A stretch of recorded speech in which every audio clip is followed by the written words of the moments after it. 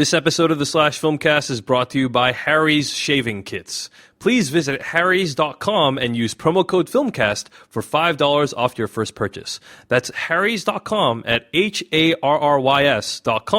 with promo code Filmcast.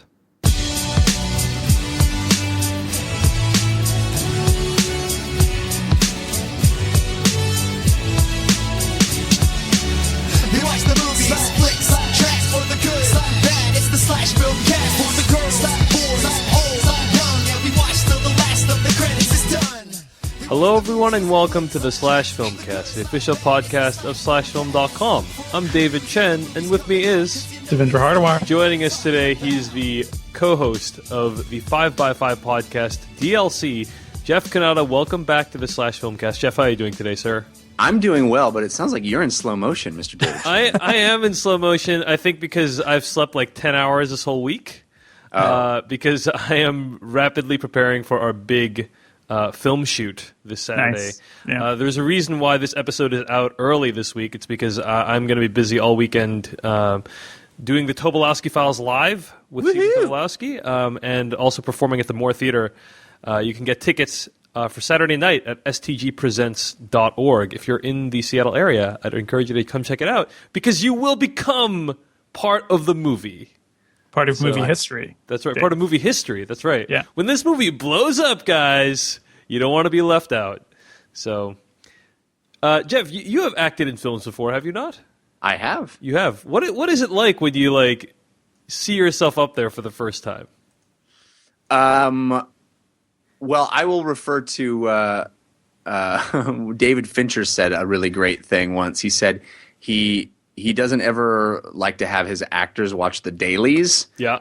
Because he thinks they're just always looking at their hair. So you will not have that problem, Dave Chen. But because my hair is already so luscious. Right? Exactly. Yeah, you tend to watch things that you tend to look else. at the things that people don't usually care about, but that you care about. Right? You pick the nits. That's right. So anyway, if you want to have that experience, you should come be part of the movie on Saturday night at stgpresents.org. Anyway, I've been not sleeping very well, guys. Apparently this is normal, though. So, but that's not going to stop us from delivering the Slash Filmcast to you guys today. That's because with great power comes great responsibility, Dave Chen. Oh, actually, that's the other series you're thinking of, Jeff, the other Spider-Man. In any case, what we're going to do today, all we're going to do, I think, is discuss The Amazing Spider-Man 2. But before we get to that, I just want to mention you can find more of our episodes at slashfilmcast.com. You can also email us at slashfilmcast@gmail.com. Let's dive right in right now, guys, to our review of The Amazing Spider-Man 2. Every day, I wake up knowing that the more people I try to save, the more enemies I will make. And it's just a matter of time before I face those with more power than I can overcome. I'm so sorry, I'm late. I had a traffic thing. Did your traffic jam have anything to do with being, I don't know, shot at by machine guns? Yeah. Oh, that was implying. I was implying that. Peter Parker, Harry Osborn. You're gonna want to see this. Oscorp. Get you under surveillance. Why? Isn't that the question of the day? There's something you're not telling me, Aunt May. I once told you that secrets have a cost. The truth does too. That was from the trailer of The Amazing Spider-Man 2. And it was directed by Mark Webb, written by Kurtzman and Orsi, amongst others. And it stars Andrew Garfield, Emma Stone, Jamie Foxx, and Dane DeHaan. Get on the Dane train. There you go. He's a cool guy. He's been in some films that I've liked, including Chronicle and Lincoln. So Does he seem kind of like a young Leonardo DiCaprio to you? Oh, yeah. A little bit, but less attractive. But yeah, still very. Didn't you get lost in his eyes in this movie, Dave? I did, actually. They were dreamy. They were. I actually like him in that role better than James Franco. Oh, no, definitely. The funny thing about him is that his own hair gets lost in his eyes. Yeah. Then he has to brush it back so slowly. Yeah. Let's talk briefly, Jeff Kanata, about what we thought about the first Amazing Spider-Man by Mark Webb. That movie was quite successful. I was not a fan. What did you think, Jeff? I agree. I also was not a fan. I was hugely disappointed with that movie because I'm such a Spider-Man fan and Marvel Zombie from way back, and I really like Andrew Garfield, and I thought he was a fantastic casting choice.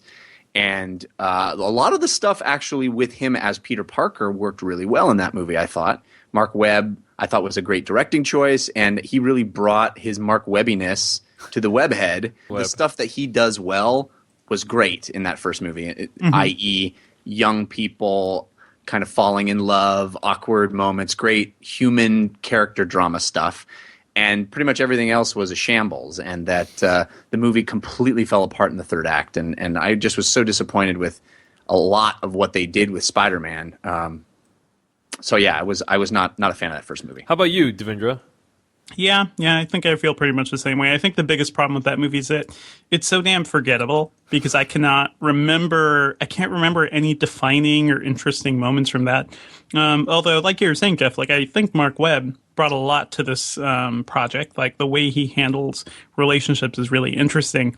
But the project, the whole movie, this whole new trilogy or series or whatever it's going to be, feels too soon. It just feels like it feels like a soulless cash grab. It feels like they did it for the money. There's no, and most movies are. Let's admit, but especially my Tobolowsky case, project. That is nothing but money that we're going for in that one, for sure. But in this case, it is pretty. It's pretty clear that it's just a cash grab. To Sony needs to keep this franchise alive because superhero movies are hot again, right? And I think there's also like a clause that if they didn't make these movies, like the rights would revert back. Yeah, which obviously must be avoided at all costs. I was really not a fan of The Amazing Spider-Man. Watching The Amazing Spider-Man 2, I actually, like, when they brought up, like, the lizard stuff that happened in the first one, I didn't even remember what had happened. Whereas I will always remember, like, Alfred Molina's performance as Dr. Octopus in Spider-Man 2, the Sam Raimi version. Like, that's not something that I'll forget. But what was his plan? What was Doc Oc's plan? True. I remember him going insane. That's about all I remember, though. Yeah. But you're right, Jeff. It wasn't that much more memorable, but at least I remember the character and him being such an amazing presence on screen. Meanwhile, almost all of the Marvel movies, you can tell me what the plan of the bad guy is, right? Kind of. Usually they have to do with a big blue beam in a city. A gigantic blue beam shooting down on a city or something along those lines. I think a coherent plan for a bad guy is too often overlooked in these kinds of movies. Agreed. Like, I think that's a very important part of the plot. Agreed. But anyway, it doesn't matter what we think, Jeff Kanata, because The Amazing Spider-Man 1 made $750 million worldwide, which is... $750 million don't lie. That's right. And actually, I think... Let me confirm that is more money. That is significantly more money than Man of Steel made worldwide. And I'm pretty sure that Mark Webb was paid a lot less money for Amazing Spider-Man than Zack Snyder was paid for Man of Steel. So, because he was like, at that point, Mark Webb was unproven on a major project. So crazy times. So now we find ourselves at The Amazing Spider-Man 2, which is already out in worldwide release and doing very well. But as Peter Soretta pointed out in last week's episode of the Filmcast, not a film that he knows that a lot of people are looking forward to. So, Jeff Kanata, is this a movie that you were really looking forward to? And if so, did it deliver on what you were hoping? No. I mean, based on my response to the first movie, I was really not looking forward to it. And that may have actually contributed to how much I enjoyed it. I came in with very low expectations. And I came out having much more fun than I had with the first Amazing Spider-Man. Now, that doesn't mean the movie was a home run for me. It certainly still has lots of problems, but I definitely liked it more than the first Amazing Spider-Man. And I think it improves on the franchise in a lot of really key ways. And it still has a lot of the same problems and invents some new problems to throw into the mix. But overall, a much more fun experience for me, and I could actually recommend people going to see this one, whereas the first one I was like, don't even waste your money. But this one I think delivers on a fun popcorn experience, if not problematic, which it is. Devindra Hardwar, your thoughts? Yeah, I kind of hear you right there, Jeff. I both feel that this movie is a lot of fun at times, and then at other times, I'm like, what the hell am I watching here? Like, did anybody write this script? Did anybody read this story? This movie, Kurtzman and Orsi write an incoherent script. Yeah. It's like it's confusing. Nobody would have expected this. But yeah, the movie, like, it does so many things better than the first one. Like, there are actually moments of pure joy here. I think that opening sequence of Spider-Man. The opening sequence was pretty badass. It's the best part of the movie. Yeah. So great. And the problem is the movie never rises to that height again. Well, I don't think it understands that's what we want. That's what we want to see. You Right. know, Yeah. like, we don't need to see the spectacle that it feels it has to force into these movies, because what's the joy of Spider-Man is him quipping with the bad guys, being that street level dude, being smart and silly at the same time, outsmart. You know, that's what is wonderful about Spider-Man in the comic book. And it feels like, oh my gosh, we're making a big, $200 million summer movie. We have to up the stakes to a point of ridiculousness. Yeah, the opening scene is so good, and I was watching this on like one of those fake IMAX screens too, so it was like extra big. But it's like that's a great movie experience too. Like, it is the sort of web slinging, and the special effects look much better than they did in the Raimi movies, which I think is just a symptom of the times. Like, we're just better at this now. It's like almost like GoPro-ish the way the camera follows him now. It feels realistic. It feels like you're there. Most of the Spider-Man stuff, like him just going around the city, solving, fighting crime, I think is great. That is so true to the character. But then you get to the really like comic booky parts of this movie, and that's pretty much every single thing with the villains. Like, the villains are awful. They have no motivations, and what little motivations they do have are like hilariously bad. They're just. It feels like I'm watching a Joel Schumacher Batman movie. Yeah, that's right. That is a good comparison. I mean, it is. There's a lot of Batman and Robin in this movie. There are forever one of those. There are literally dozens of Bond villains that are more believable and relatable than the villains in this film. They at least make more sense. Yeah. And what's up with them having to deciding that we need that old school Batman formula where we are introduced to a villain, given its origin story? You know, that seems like such an outdated superhero movie formula, plot, template, Yeah. And we have more than one. We get multiple enemies getting their origin stories. We get a bookended enemy, which is kind of weird and hilarious. I don't know. Yeah, it's so bizarre. I have no, like, basically there is a major character, a major actor in this film who they've been promoting along with all the other villains. You see him at the beginning, you see him at the very end, and I'm like, what the hell is going on in this movie? But I do also want to say another good thing, like the relationship stuff, the teen drama stuff is actually pretty damn good. Like, this movie, it once again, like, I think it's Mark Webb, and maybe it is Mark Webb really trying to work with the script or something. He really brings a great human element to this. The stuff between Gwen Stacy and Peter Parker is just so good. It feels like I'm watching a real teen drama, a movie about teenagers and dealing with love and life and everything. There's a scene between Peter and his aunt that just broke my heart. It's just so good. All the drama is so good, yet everything around it, basically everything comic booky, is so bad. This movie, it's like a quantum film, right? It exists simultaneously good and bad at the same time. It's Schrödinger's spider. Yeah. Heisenberg's uncertainty principle applies to this movie. You can only have a certain amount of goodness at one specific time. Exactly. But anyway, yeah, I thought this movie was kind of a disaster, and I was not a fan at all. I mean, I thought, like we said, the opening action sequences are fantastic, and for a few brief moments, I thought, man, this movie could truly. I tried to put aside all the negative reviews and hate I'd been hearing, and I was thinking to myself, man, this movie could truly surpass the first one in some major ways. And then, the villains are introduced. It's stuffed with so much plot that doesn't matter at all. People make horrible decisions like throughout the course of the movie. There's subplots that are brought up that are never paid off. It it feels like, and I believe like there was an iteration of this movie where we would meet Mary Jane, right? Like that was it was cut out of the movie, and it does feel like a movie made by committee, like a movie like saying like, oh, we need to put this into the movie, and we need to put this because we need to have these villains, we need to set up the new franchise.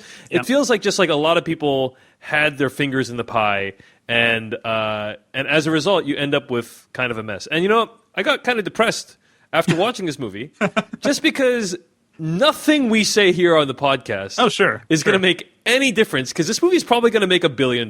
This whole franchise proves the uselessness of critics. Yes. That's right. It is, or at least critics, when it comes to like a consumer guide, it proves the uselessness. You know, when it comes to like assessing the cultural impact and relevance of a movie like Spider-Man 2, maybe critics can still be useful there. But yeah. I think you guys are giving... I think that Transformers did that way before Spider-Man did that. So, fair enough. I guess like I don't know. Is this the straw that broke the camel's back for me? I don't know. I feel like my mind is being broken on a weekly basis when I see wildly successful movies that have very little artistic merit to them. Yeah. But anyway, this Transformers franchise was like it was a new franchise. Yeah, it was new. Like we hadn't seen it in that way before. This wasn't a franchise that was already, they tried to build up, failed, and they're trying to build it up again. This is like reanimating a corpse of a film at this point. I don't know. You talk about written by committee or whatever. Yeah. I think it has a lot to do with impatience. It feels like a very impatient franchise, and I think where the movie does show some patience, i.e. with the relationship between Peter Parker and Gwen Stacy, which it was built up in the first movie, is solidified in this movie, and paid off in certain ways. Where it does show patience, it really shines, I think. But where it doesn't show patience, it's so impatient to like thrust all these bad guys into the movie and we got to set up the Sinister Six because the Sinister Six movie has already been greenlighted. It feels like somebody at Sony's like, you guys, we got to catch up to the Avengers. We got to go. They're on their second Avengers. We haven't even done one yet. Don't you think that's really the effect that Marvel is having on all these studios? I mean, I think that's what we're going to see with Batman versus Superman. It's going to be the same kind of weird, impatient, like, holy crap, we got to catch up. And the secret to Marvel's success, I think, is patience, is that they went, you know what, we're going to take our time and we're going to establish each of these characters first and then pay them off in the big movie, and it's not going to be so rush. Yeah. And Spider-Man 2 crams so much exposition and junk into a movie, and when it slows down and when it is a little more confident, I mean, there's some wonderful moments between Peter Parker and Harry Osborn. Yeah. There are some any time that the movie just takes a breath and slows down, it's wonderful. I really think it's wonderful. All the human drama is great. The human stuff is great. But I thought the action was like underwhelming towards the end. It just felt like a CG mess. Mark Webb does do some interesting things though with some of the action, because there is a lot of slow motion and speed ramping in this film. And so cool. I love that stuff. Like that is awesome. You know that what sequence I mean? in Times Square where everything pauses and we kind of see how Spider-Man's going to deal with this situation. Right. Really cool stuff. I mean, forget the fact that Sam Raimi kind of did a similar thing in the first Spider-Man. Like Mark Webb does the same thing here, but it's done to a better effect, I would almost argue. Like, it's almost more video gamey in a way. Like I feel like if you were playing the Spider-Man video game, you'd be, oh my god, danger! This engage is what's going bullet on. time, like danger. Exactly. Engage bullet time. You know, and like figure out how to do this. And so I think the slow motion parts and the action, aside from this terrible opening fight scene in a plane, like that happens early on in the film, like that was just one of the worst shot scenes I've ever seen. But aside from that, like a lot of the action was fairly comprehensible and looked good, but just was underwhelming because like towards the end, you can just sense this is just a bunch of CG characters fighting on a CG set, and it's not thrilling at all, and that is a shame. The other thing that I was quite disappointed by about this film is there is this whole element of like the Peter Parker destiny, right? That this whole thing was not in the Sam Raimi films, right? About how Peter Parker was fated to be Spider-Man in some way. Ruins the character. Yeah, I mean, I wouldn't go that far. I would just say that the movie depicted it in such a way that, like, I didn't give a crap about like what was going on. Like, it doesn't give you any reason to invest in why, whether or not he's fated to be Spider-Man or not, and so on. Like, I didn't care. I just didn't care about that whole plot line, basically. Yeah, and I mean, it feels like the movie barely cares about it. It feels like the leftover crap that they had from the first movie. Right. Remember, they cut all that stuff out, and they were like, you'll learn Spider-Man's secret. What's going on here? And I think this is it. And it's just kind of boring. But it's weird because they, like, bring in Superman-type mythology into a story that should be about a kid, a normal kid. I think that's the key point, is that the whole idea of Spider-Man, the whole reason that Spider-Man resonates and has done for 60 years, is that it's a kid who by chance has powers and realizes immediately that he has to do something good with them because he has been, great power, great responsibility. But it's a kid who still has to go to school and still has to, fall in love with girls. And it's the kid who's going through all the normal stuff that we all go through at adolescence and yet has powers. So layering on top of that, he was the chosen one and his father was a genius and he was the only his DNA could have done. It's like, now now it's not an everyday kid. It's not me. I'm not able to put myself in his shoes because he's the chosen one. Right. So I think it completely bastardizes the idea of Spider-Man. Yeah. I mean, you can make that plotline work. That is the Luke Skywalker plotline. The whole idea is the chosen one. Yeah, that's not Spider-Man. Sure, it's not. I guess I agree with Devindra that you could have done a version of Spider-Man where that is compelling. This was not it, though. Yeah. So I disagree, Jeff, that it's inherently bad. I mean, I guess, characters can change. They can get new mythologies over time, right? I also wish they had gone a new direction from the Raimi version, at least to do something new, to do something different. And it sounds like they did that, but they didn't actually do it well. Right, that's the bigger problem. Yeah, I would say that's a fair summary. I think inherent to the character is the idea that if I had been on that school field trip and I had been bitten by that spider, I would be Spider-Man. Right. Sure. This is what Jeff thinks on a nightly basis, and it is. That's my raison d'etre. That's my whole life. Yeah.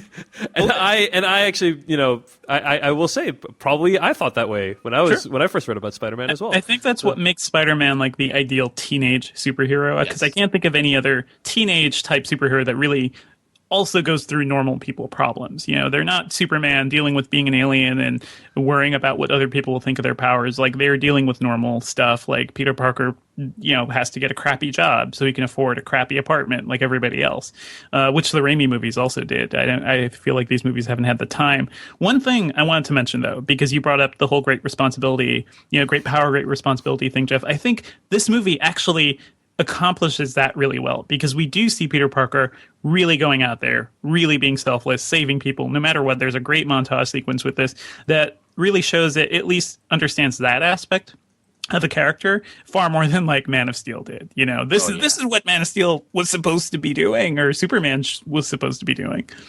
I also love that they seem to have taken a step back from from the first movie of his, just in costuming and look. He doesn't look so Hollywood designed. Like, his costume, it flutters in the wind now. I don't remember that happening in the first movie. It looks more like a kid threw this on and he's wearing pajamas flying around the city, which I loved. I thought that was a wonderful sort of homespun, it democratizes him in a really wonderful way. Yeah, I think it looks great. I think I have some other issues, like... Well, one thing is, like, I feel like these kids are supposed to be, like, in high school, and I felt like Andrew Garfield was 30 years old. It was not a convincing high school student. It's a constant problem. College would be more appropriate. He looks younger than Tobey Maguire did in his Spider-Man too. I'll be honest. Yeah, no, that's true. That's true. Yeah. But when they're in high school, I'm like, I don't know if they look like high school students. And also, Andrew Garfield as Peter Parker is just like straight up creepy to Emma Stone in throughout the course of the film. And I on the one hand, I guess if you are super attractive and cut like Andrew Garfield, you can get away with that stuff. But I'm just thinking, like, man, if I told this woman, like, I followed her around every day, I don't think I would get the same reaction. But that's me. That was definitely a problematic element in the movie, but actually, I thought it built their romantic story in a really interesting. Yeah. Overall, I think the overall arc of the story, I thought I was a fan of, and I liked how it played out. But I just wanted to point out these other elements that kind of took me out of the film. What did you guys think of the music? Which was co-written by Pharrell, and it's like there's this one song during the Electro fight where it's basically Electro's emo backstory. Yeah, it's Electro. What is going on here? It's Electro's basically saying what he thinks in the song. And what he thinks is really dumb. Too. Yeah, that too. I actually thought the score was quite interesting, Devindra. They tried to make it to be like a Superman-esque score. Yeah. I like that aspect of it. And I admired the effort. I don't know that it fully pulled it off, but I was like, hey, at least they're trying something. And this is way better than the Captain America score. The Captain America Winter Soldier score, I should say. Oh, okay. So I saw it in Atmos sound, and I really thought it added to the experience. I mean, yeah, you can poke fun at the wah stuff, but I kind of actually dug it, and it also pointed out the choice, the conscious choice that was made to make all the Electro stuff before he becomes full-on Electro. It was really a choice to be cartoon. It was really a choice to be comic book. I mean, they're doing that old, like, Richard Donner Superman thing where every time we visit Lex Luthor, it's and that's what we do every time we visit Electro early on in the movie. It's it's like, okay, this is a goof, this is a silliness, which I didn't think worked at all, but it was at least a conscious choice. Here's the question I have for you, Jeff, is when is Electro's theme as performed by Jeff Kanata going to be available for purchase? It's on iTunes right now if you want to. That would be great. Just search for I agree. It was a little bit silly and over the top, but so overall, not a huge fan of this film, and I think it represents everything wrong with our blockbuster system today in terms of movie. And also, I liked it more than that. I have to say, I really did. I really did find some joy in it, which I think it's an improvement on the first movie.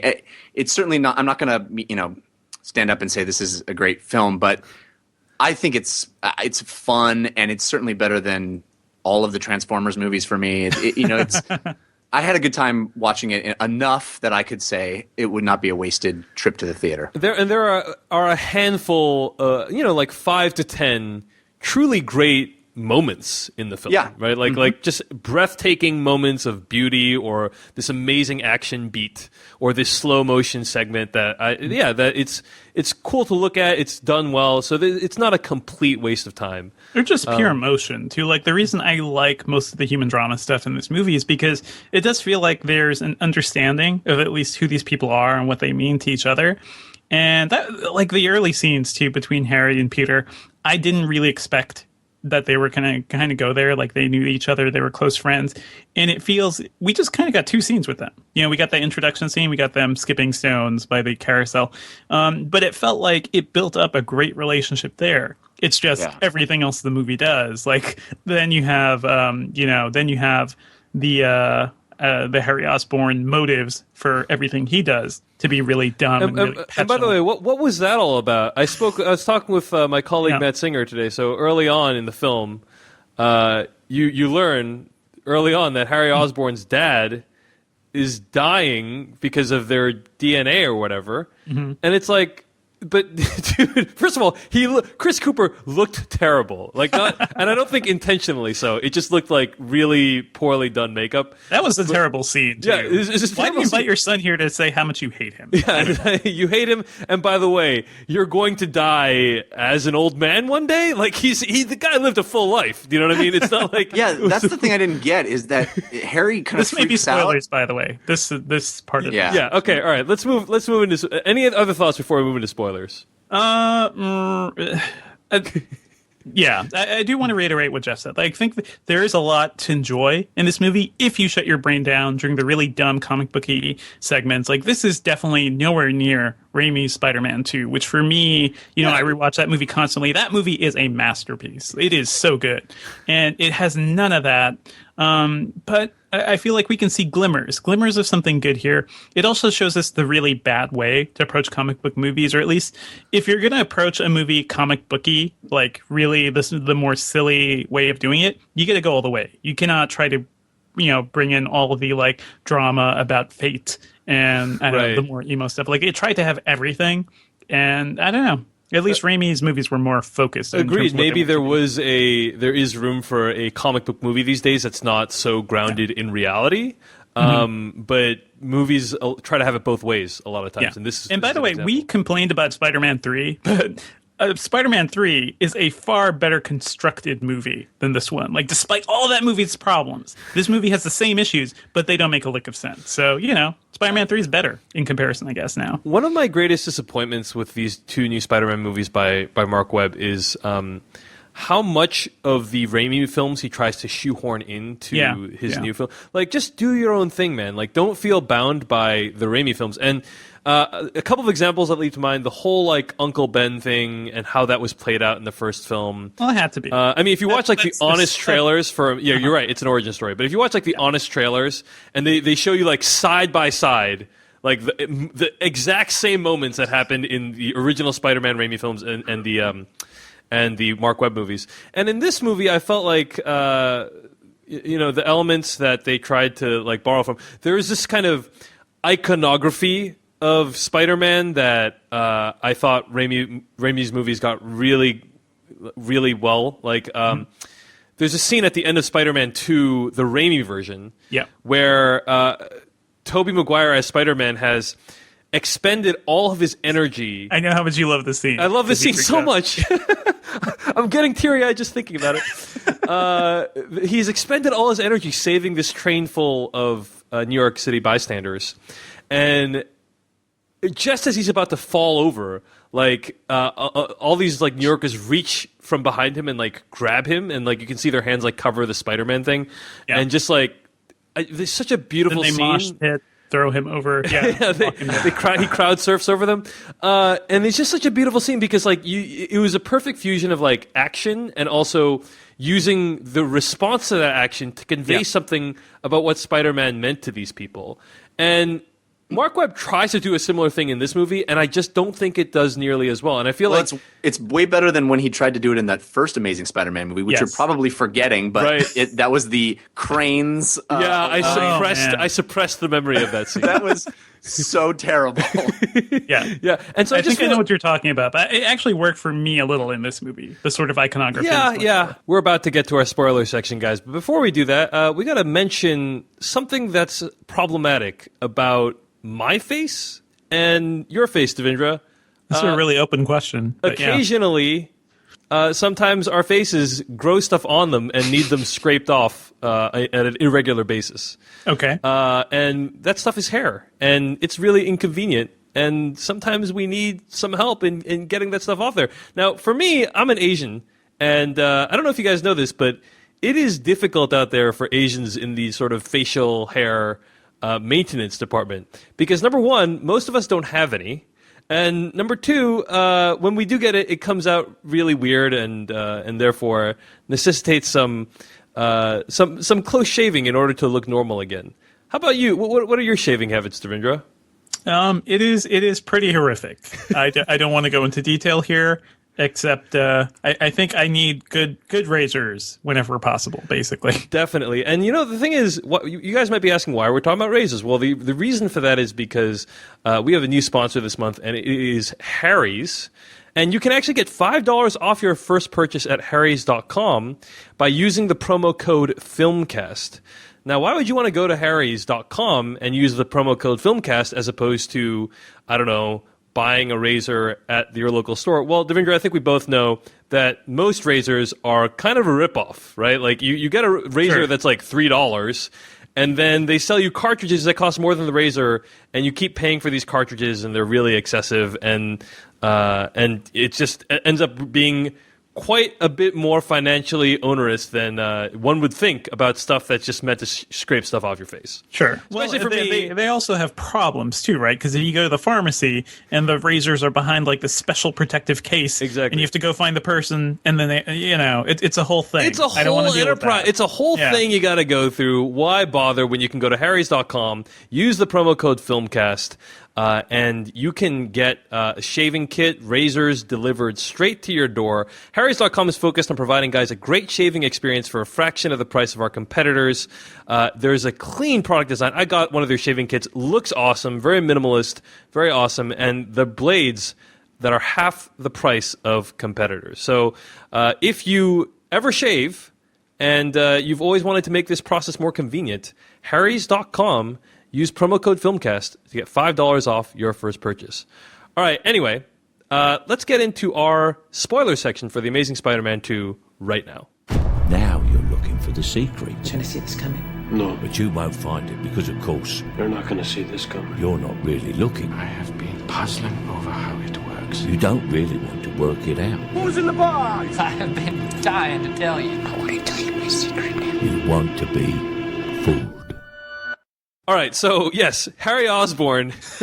What is his motivation? Is he even going to die soon? No, well, for some reason, his dad tells him he's going to start dying soon. Then, plot, he starts dying soon. And it's like, I guess he started having the disease because his father told him he would start having it. Like, it was kind of hilarious. I think, actually, Devindra, I think the real reason is because the script demanded it. I think it's plot, really, yeah. Yeah. And that's the worst reason to do anything in a movie or any sort of story. Like, Electro goes bad because plot, like, reasons. I enjoyed a lot of the Electro fights. Yeah. But I will say that if this movie had been just Spider-Man dealing with street thugs, like the first scene, and the slow burn of the Harry Osborn story, and cut out all the Electro stuff, and just let that Harry Osborn story breathe and have a real arc to it, and not be so goddamn rushed at the end. Yep. This could have been a phenomenal movie. Agreed. So, for sure. I mean, it deals with some really interesting themes, too, because both Harry Osborn and Peter Parker are abandoned by their parents, and they're kind of dealing with that. That is such a great, almost like, it's a theme that's been around for a while, but it feels like a very modern story, like that thing that kids have to deal with now. And the movie, it touches on it, but it doesn't really explore it in a meaningful way. It definitely doesn't mean anything by the time Harry decides to be bad because reasons. Yeah, and his thing comes so out of left field, and I mean, as a comic book reader, I knew what that was all tied into, but there's so much. I mean, obviously he's they list him as the Green Goblin, but in the comics he was the Hobgoblin, right? So, but there's no explanation as to why this serum should change his hairstyle and like why he all of a sudden has pumpkin bombs at the end. Like, all that stuff is straight out of the comic, which as a comic book reader, it's like, oh, cool. But there's literally no explanation for any of it. Yep. I mean, well, he happened upon that advanced weaponry in the lab, Jeff. So but advanced weaponry that has pumpkin bombs and gives him pointy ears, like It's just hanging out there. Yeah, that pointy ears part was never explained. After so many things, I was able to buy that bit of it after not understanding why he decided to be evil. Like, all of a sudden, he needs Spider-Man's blood, man. Like, he really needs it. He needs it for his life, I guess, And it's weird how a character who seems so interesting and so grounded becomes just petulant and whiny. That was a huge waste. Yeah. I really liked his performance, however. It was great. Yeah. You could also tell, like, from the beginning, this kid ain't right. Like, he is, his performance is slightly unhinged to the point where, like, you can definitely see how he starts to go crazy, but when he goes full crazy, his reasons for doing what he doesn't make sense. Also, it does bring up that point where you can't recognize the sound of your childhood friend's voice behind a freaking superhero mask. That part. I mean, I think in the original Spider-Man comics, Jeff, didn't he have some kind of contraption to change his voice? Right? They wisely avoided that for the film. So it's kind of a damned if you do, damned if you don't situation, Devindra, because otherwise you need to have a freaking ridiculous explanation for this contraption. Or you have Batman voice, which that worked out really well. About it, that was not parodied endlessly. Anyway. At least it was a thing. At least they tried. At least man. they tried. They did least something. they tried. Yeah. Guys, let's talk about the huge event that happens in the film, which is that Gwen Stacy is killed. Of course. I love how they telegraph that at the beginning of the movie. Let's not leave any room for surprise. Well, I was surprised. I'll just say Really? I for sure was surprised. Dude. I knew. Here's the thing. Obviously, You know the story. Yeah. I know the story, and yes, they keep foreshadowing it, but I really, honestly, even with all that, I kept going, are they going to subvert our expectations? Are they going to subvert our, because I kept thinking she's going to come when he's holding her in his arms, and I thought, cutting from that moment where I kept thinking she's going to flutter those eyes open. To the exquisite, beautiful sequence of him standing at the grave at those different seasons.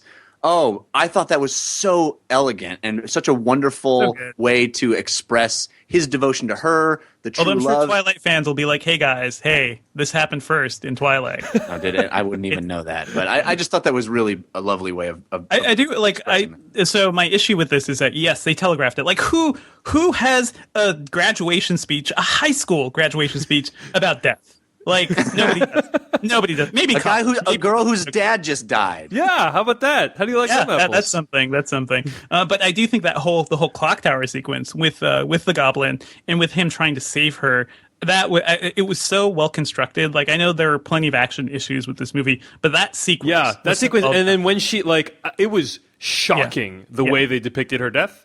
Yeah, she freaking bounced, man. She bounced, and he basically It's that thing where, like, if I only did this one thing, right, 1 second earlier, I could have saved her. Yeah, and it'd be interesting if he has to deal with that because she basically died while he had her. Right. It was almost like a Romeo and Juliet style, like almost like I just was almost there, was right close to being able to save this whole situation, and that's much worse from when you cannot control the situation at all. Yeah, there were gasps in the audience. Yeah. There were gasps, and my only gripe with that sequence, I agree, I laud it just like you guys do, but my only gripe is that when he shoots the web and its hand, it looks like a hand, that was a little, just one half a step too far, guys. Yeah, agreed.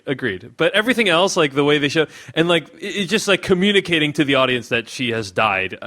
It's difficult to do that in a way that's not horrific, in a way that's distracting, right? Like horrifically distracting, shall we say? And he was able to accomplish it in this film. So, really. One of the best death scenes I can recall in a comic book movie, because also we know it sticks. Most comic book movie death scenes, they come back. It's comics. Right. Yeah. Not even comic book.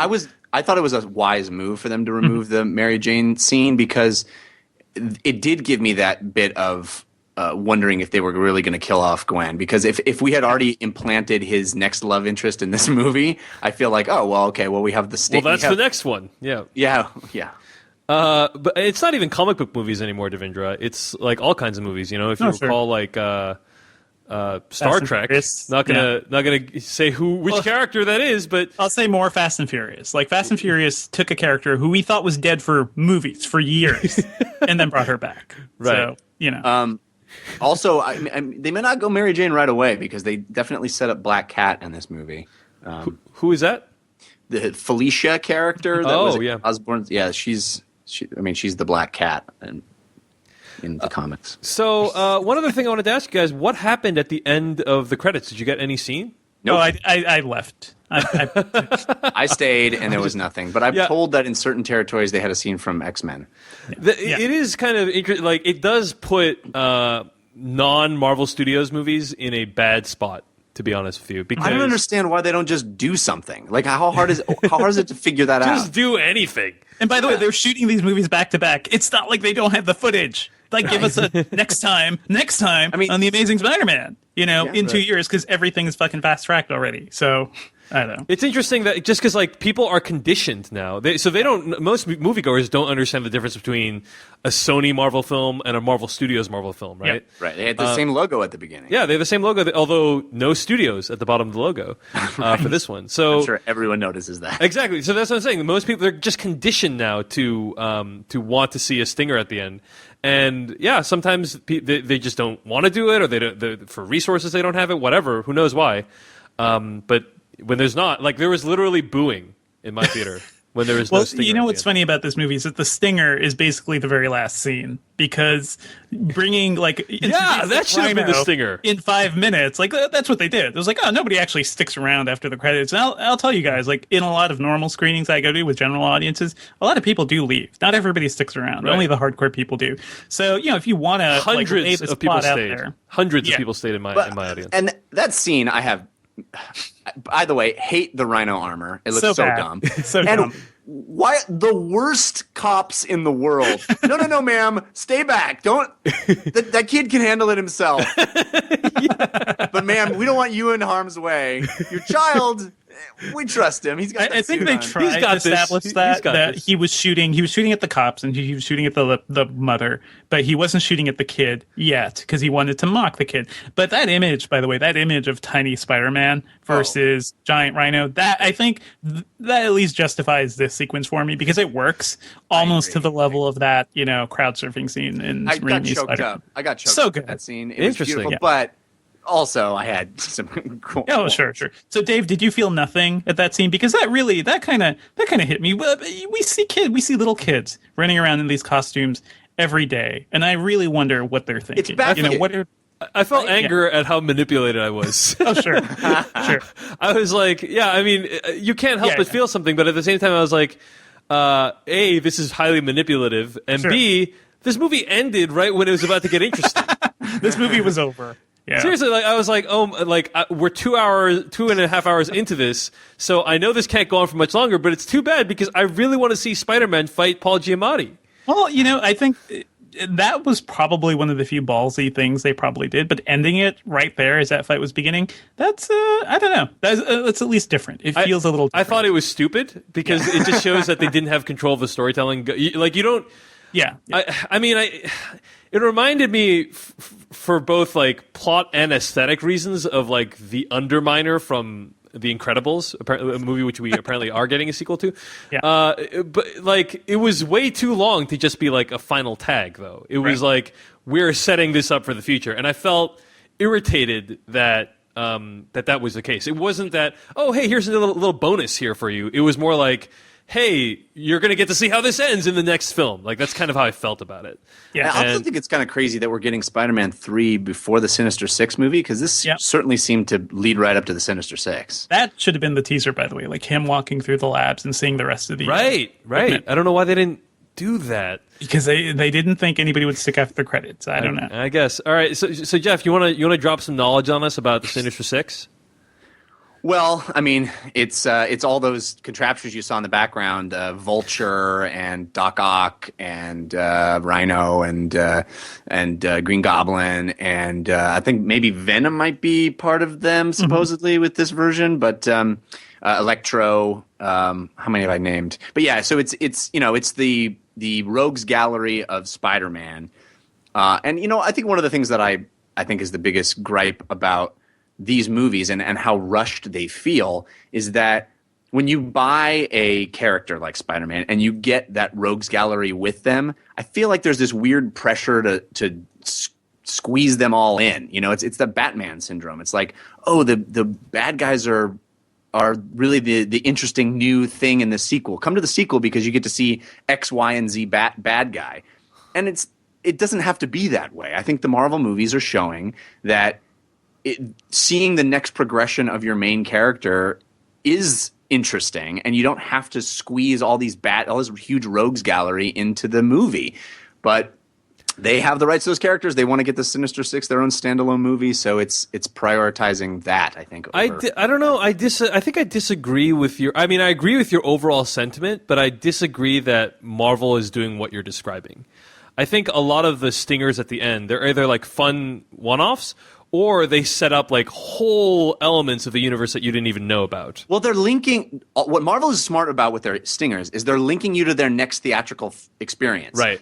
It doesn't matter if it has anything to do with this movie. It's linking you to the next movie that you want to go see chronologically in your own timeline. You know, so I don't mean the stingers specifically, but what's so smart about Marvel is they go, we can set up Loki in an entire movie. And we didn't have to waste him just in that movie. Like we had him be the bad guy in Thor, and then he's also the bad guy in Avengers. So we don't have to waste Avengers and possibly the bad guy in Thor 2 as well. And possibly the bad guy, right? Exactly. So we don't have to waste him waste an origin story in Avengers. Right. We don't have to shoehorn this whole bad guy origin story into our movie because what people came to see is the heroes. So it's so smart to me, I think, that I saw Spider-Man 1. I'm going back to Spider-Man 2. Okay, you have to spend how much of your movie giving me the origin story to Electro, the origin story to Green Goblin? But by the way, all the time spent on the origin story of Electro, I'm sure that's going to pay off for us later. Right. By the way, the most paper-thin, two-dimensional lip service given to why he's mad at anything, right? Yeah. He's like, I'm invisible. Look at me. Oh, look. It's so terrible. Yeah, it's terrible, yeah. Well, the bigger reason is like, why does he get mad at Spider-Man? He loves Spider-Man. Because Spider-Man was taking the attention away from him, Devindra. Yeah. It makes no sense. It's wasn't this like the Riddler plot in Batman? And I don't understand why he doesn't Batman look up at those screens in Times Square and see himself and go, oh, fuck, I look like a blue lightning bolt. I'm a monster. Well, okay. I mean, maybe to some extent the electrical powers maybe mess with his brain a little bit. I can see that. Probably. But, what's up with most cliched German scientist guy?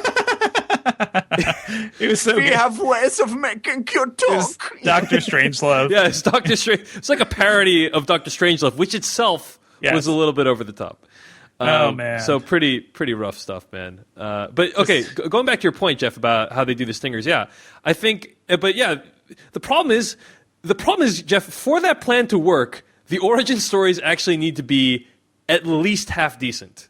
Well, I just don't think we give a shit about origin stories. I really don't. I mean, I think that's the old Batman model. That's the old, like, okay, in Batman Returns, it's Batman's back, but we have now the real interesting stuff is Catwoman's origin story and the Penguin's origin story. It's like, no, that we've moved beyond that. This isn't just origin story of the week.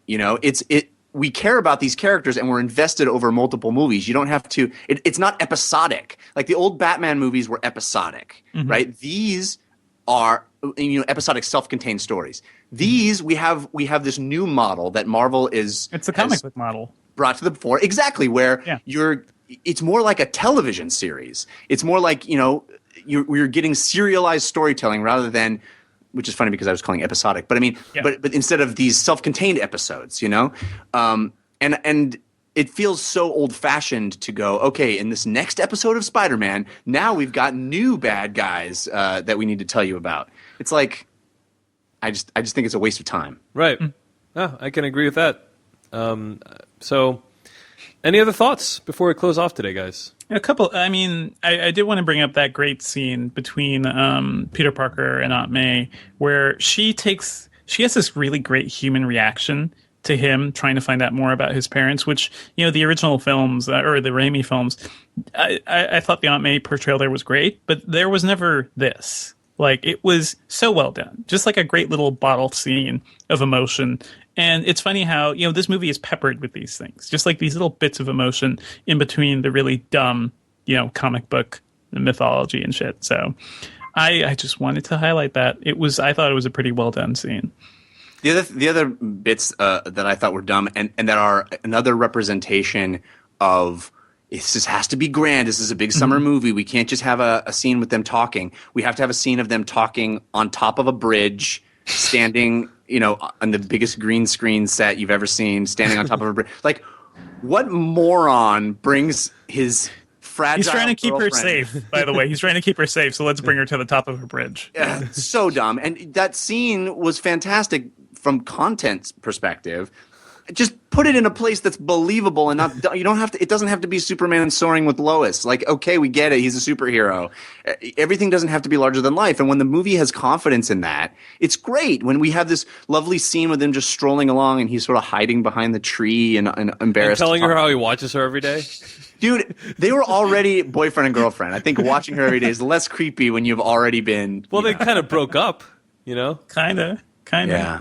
I get. I'm just saying this, Jeff. Okay, when I told my ex-girlfriends that I was watching them every day, it didn't go as well for me. Okay. Well, you should have been wearing spandex. Exactly. And be a superhero. I will take that note and change my behavior from now on. Another thought I had just after watching this is like, how long is Mark Webb and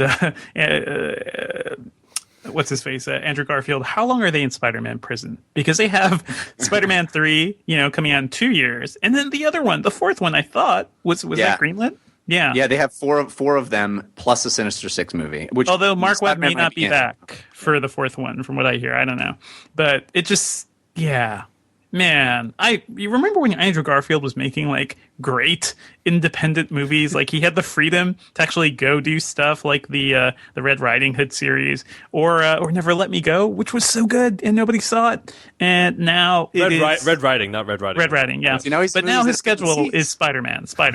Yeah. Yeah, you're right. Yeah, he was in some really interesting films, actually. Yeah, man. I miss him. Social Network, too. Obviously. Social Network, yeah. And I know he's doing a couple projects, but it's like you can really only make so much time for things in between a massive blockbuster franchise. Yeah, I mean, at the same time, if someone is offering you like $20 million to direct 2 Spider-Man movies, you'd probably say yes too, though. Sure. So. Were you there at that Comic-Con, Dave? No. When that was when you didn't go to. But I mean, I remember. So for the backstory for everybody who didn't know, Andrew Garfield was there at Comic-Con a couple of years ago, and he basically posed as one of those people who were in the audience and who asked questions to the people up on stage. And he was wearing a Spider-Man suit. He had a really emotional kind of teary introduction to the character and talking about how much it means to him. You can find this on YouTube. And I get that this character means so much to him, and I think it legitimately does. It's just, I wish he was free to do other things, really. Indeed. Well, I mean, Chris Evans, I mentioned Chris Evans recently and how he had a similar moment where he basically said he might retire from acting at the end of this, like the Captain America stuff, and the Avengers stuff. And it's because, these people, they just get burnt out on playing the same physically demanding roles. Obviously, they're rich beyond imagination and incredibly good looking, so we can't really. They're not really. And I will swap places with them in a heartbeat. Yeah, in a heartbeat. It's sad for them. But at the same time, their lives are full of depression. So, anyway, any other thoughts before we close off, guys? I really liked how Spider-Man moves in this movie, and I love that we're in the era of, when I was young, and there was the handful of superhero things, live action version, TV, whatever. It was like you got to see them use their powers once or twice, because it was so expensive. Right. And I always felt like, I remember when the first Incredibles movie came out, and it was like, yeah, this is how superheroes would be. Like if you need to pick up a glass of water, you'd just stretch your arm across the room and pick up a glass of water. Like you wouldn't walk to it. But because it had been so expensive to show characters using their powers, up to that point, we'd never seen that before. And now we're at this place where every shot in a movie can be an effects shot, and often is. But I like the fact that when Spider-Man needs something, he just shoots his web over it and gets it. Or if he needs to leave the room, he does a flippity-flew out the window. And, that's not how just a flippity-flew. A flippity-flew, right. And I don't know. I like that we're in that era now where a superhero behaves like what a super-powered person would be. Well, it still costs a ton of money, but I think now it's easier to do, and the studios are willing to pay for it, especially for a huge franchise like this. I think that the opening scenes, right? It's so hard to get CG human movement correct. I mean, you think to a movie like that was the problem with Raimi's first Spider-Man. Yeah, Raimi's first Spider-Man. You think of John Carter. That high jumping never quite looked right to me. Like it never looked like it's an actual person doing this. It looks like it's a CG creation. There's scenes in this movie that I think come as close as we've seen to like making you forget that you're watching a CG creation or something that's made in a computer. And particularly in those opening scenes when it's pretty exhilarating, man. Like when he's jumping off of a building and the camera follows him 100 stories down. That was great on an IMAX screen or like on a huge screen. Yeah, it's pretty awesome. And I thought the 3D was actually pretty good. I don't know if you guys saw it in 3D, but it was post converted, and I really thought the 3D was pretty good. It was all right. It did nothing for anything that wasn't an action scene, I would say. I don't remember anything about the 3D. Yeah. So, All right. And on that note, I think we can wrap it up for today. Music for our podcast comes from adamwarrock.com. Find more episodes of the podcast at /filmcast.com. Email us at /filmcast@gmail.com. Stay tuned to hear what we'll be reviewing next week. In the meantime, Jeff Kanata, where can we find more of your work on the internet this week? Well, we're in it now, guys. This is it. Summer's here. Summer blockbusters. Boom. Week after week, right, guys? Who's with me? My work, you can see, follow me on Twitter. I'm at Jeff Kanata. That's with 2 N's and 1 T. Or you can always check my website, jeffkanata.com. I also have almost daily, 3 times a week, I should say, videos on my YouTube reviewing all manner of things from TV and movies and video games and comic books and all kinds of stuff. In fact, the Amazing Spider-Man reboot comic book came out this week, which I put up a video about on my YouTube channel, and that is youtube.com/KanataJeff. Also, if you're into video games, I do a show every week on the 5x5 network called DLC. Devindra Hardwar. Oh, you can find me on Twitter at twitter.com/Devindra, and I write about tech every day at venturebeat.com. Find me at davechen.net and /film.com and twitter.com/DaveChensky. That's Dave Chen, SKY. And so Devindra, we haven't actually talked about what we're reviewing next week. So sure. Let's have it out right now. I mean, there is nothing coming out next week. We need to do Only Lovers Left Alive. Oh yeah, that's right. So let's do that. Only Lovers Left Alive. That's correct. Yeah. Is that the Joss Whedon thing? The Jarmusch. Jim Jarmusch. Oh, Jim Jarmusch thing. Yeah. Let's do Only Lovers Left Alive, and then in a couple weeks we'll have. I think a lot of movies just wanted to stay out of Spider-Man's way next week. Yeah. Then in a couple weeks, Godzilla's coming out. X-Men: Days of Future Past, Maleficent. And it's on. It's all every week after. Edge of Tomorrow. Yeah. After next, there's a lull next week, but then after that, it's like every week there's a movie that costs more than $100 million to make. So.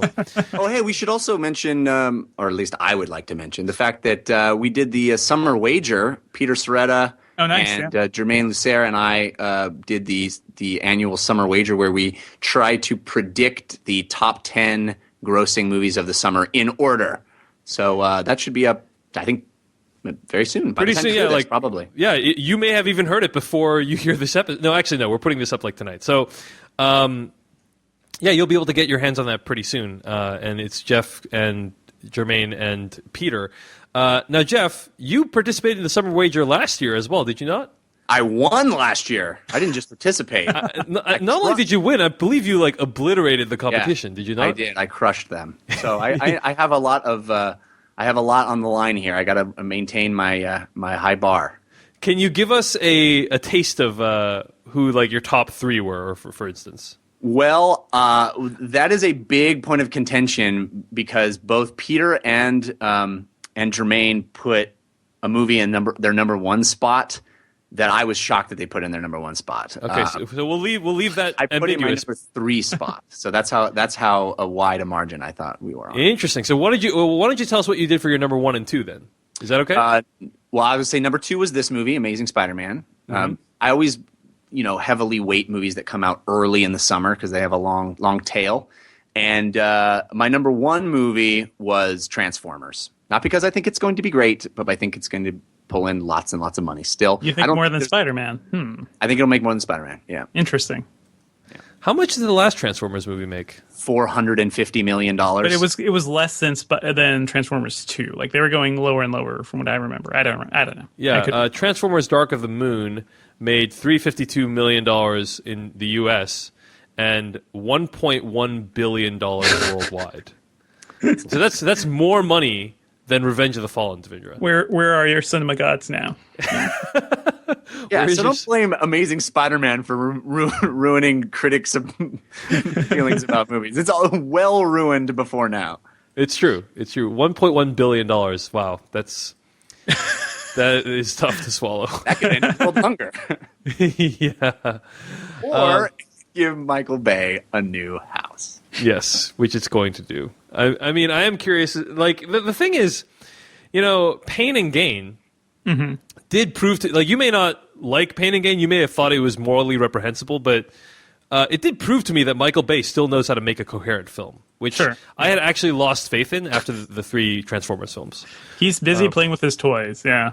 I was actually surprised to see him go back to this, but I guess I just I'd love to interview him sometime and ask, like, what is his motivation? How does your brain work? Like, is it when you have that much money, when you have hundreds of millions of dollars, like I feel like he's probably not doing it for the money at this point, right? Like, yeah, it's just like whatever. It doesn't mean anything. Maybe it's just so much fun to him, like blowing stuff up, that he just what I mean. I just need to know. Yeah. How does it work, Michael Bay? Yeah. How does Michael Bay work? How does he tick? All right. There was word that a Bad Boys 3 could be happening at some point. He said it was happening, but I don't know if it's actually gonna go through. I don't know. That actually would be kind of looking forward. I would love to see that, honestly. The first one, not so good, but Bad Boys 2 is. I love that movie. Is Bad Boys 2 even out on Blu-ray yet? I don't think it is. I don't think so. It never made it to Blu-ray. Oh wait, that's one of that. Yeah, I don't know. I don't think Bad Boys 2 and True Lies are Blu-rays I would look for at this point. Yeah. It's ridiculous that there's no Blu-ray for. Oh, speaking of Blu-ray, by the way, we're obviously in the after show at this point. But speaking of Blu-ray, Just keep going. So we got a tip from one of our listeners to check out this user review of the Sorcerer Blu-ray, right? And there is a Sorcerer DVD that's been out there, and a lot of the negative reviews of Sorcerer on Amazon are of the terrible looking DVD.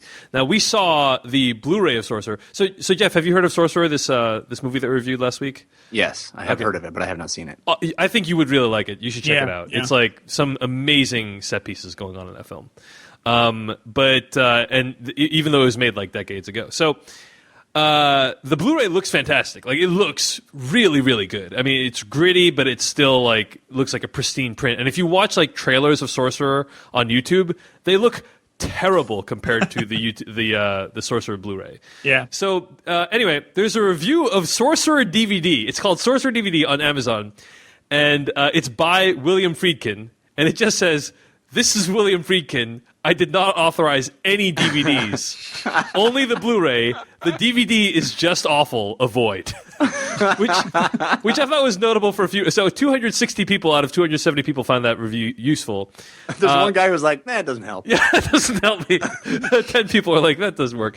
But I thought that was interesting because it's rare when you see a filmmaker, let alone one of the best filmmakers of our time. Although he's very outspoken. Right. So. Communicate, on Amazon reviews. But also, 2, completely denounce, like, a copy of this film that's out there in existence. So I tweeted out, hey, is this really William Friedkin, like, reviewing the Sorcerer DVD? And I What tagged... part of "this is William Friedkin" did you not understand? Well... Jeff Kanata, I tagged William Friedkin on Twitter, and he's been verified. Yeah. And William Friedkin, the director of The Exorcist and The French Connection, responded to my tweet and said, "Yes, David, it's me." He's good on Twitter, man. And because it was just the old DVD with a new cover, I plan to supervise a new one and announce it. So there you go. Right here. Scoops. Mr. Dave Chen with the scoops. William Friedkin is working on a DVD copy of Sorcerer, which hopefully will not look terrible. And that's from William Friedkin himself on Twitter. Friedkin. That's awesome, yeah. And that's what I tweeted at him. Listen to our review of your Blu-ray. So maybe he did. Who knows? That was a solid review, though, with Vincenzo Natali. A lot of fun. Yeah. So anyway, thought you guys might enjoy that story. So you have to go, right, Devindra? We can't talk about the Star Wars news? No, we could do Star Wars. I just got to leave in like 20 minutes. Yeah, well, we were thinking of doing like a separate episode. Oh, you're doing a whole episode? Yeah. Okay. I was thinking of doing a whole episode, or like a 30-minute episode on Star Wars. Jeff, maybe I'll ask you if you can join us for that. Maybe we'll do it like Monday or something like that. Cool. So, but I thought we would want like enough time to, because not only was Star Wars casting announced, but also like there was a whole controversy around it as well. Of course. And gender diversity in of course, Star Wars and so on yes. and so forth. Yeah. So I wanted to like give time to have that conversation. So we will do that hopefully sometime next week in my copious free time. It's just because people don't realize R2-D2 is female. That's all. I agree. It's the only reason there's a controversy. I mean, if you assume he's male, doesn't that say something about you? Yeah. You know what I mean? Yeah, it does. All right, anyway. Let's wrap it up, guys. So we will see you guys next week. Thanks for listening to the official podcast of SlashFilm.com. We watch the